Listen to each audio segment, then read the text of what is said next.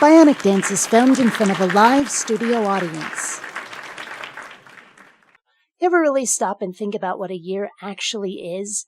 It's said a lot about light years, but a year is really a measure of distance and speed.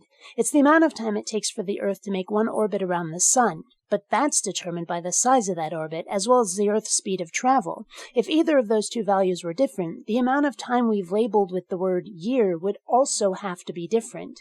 For that matter, we sometimes describe another planet's year in terms of how much of an Earth year it takes to go around its sun. Or we look at that planet's orbit time and call it an insert planet's name here year. It's the same with day. If the Earth were rotating at a different speed, the amount of time we call a day would be different, and thus how we describe our year and any other planet's year would also be different. Because the values would change, our division of and labels for them also would.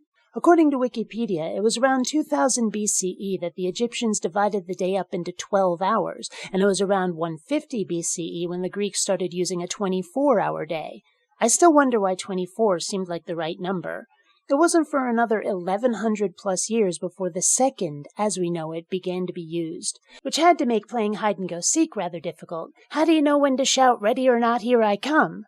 But for all of this, we essentially have labels for what at least appear to be arbitrary divisions of the amount of time it takes for the Earth to spin 360 degrees around one axis. That a day would be one rotation seems a reasonable measure, determined by a regular event, but then the subdivisions to hours, minutes, and seconds don't have a similar dividing line.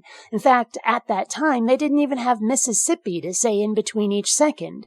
And then we again come back to a year, which is not determined by a number of days, but by the Earth making that trip around the Sun. We say a year is 365.2425 days because that's how many rotations the Earth will make in between one orbit around the Sun to the next.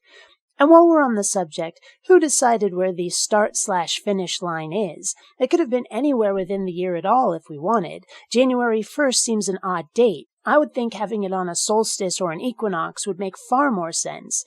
Mind you, neither of those events fall on the same calendar point every year, but it still makes more sense just from a purely empirical standpoint. You might ask why I bring this up today. Well, have you ever stopped to really think about the concept of the birthday? It's often described as being another trip around the Sun, which is true for birthdays as we know them. But if we were on a starship in deep, deep space, have been for generations with no sun to orbit, the measure of a year becomes quite arbitrary, and the date of one's birth is similarly meaningless. Granted, having some measure of milestones which allow us to decide when certain privileges and duties, such as beginning education, allowing one to vote or drink or drive, mandating military service, etc., is important, but the only reason such a deep space vessel could have for maintaining the Julian calendar would be tradition. And what if that ship's clock were off ever so slightly? If they encountered humans ever again, their calendar might be off by a day or two. Who knows?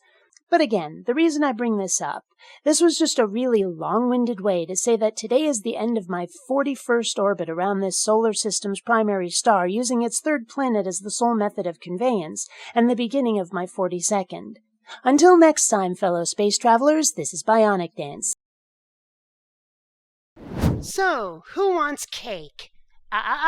You have to rate first.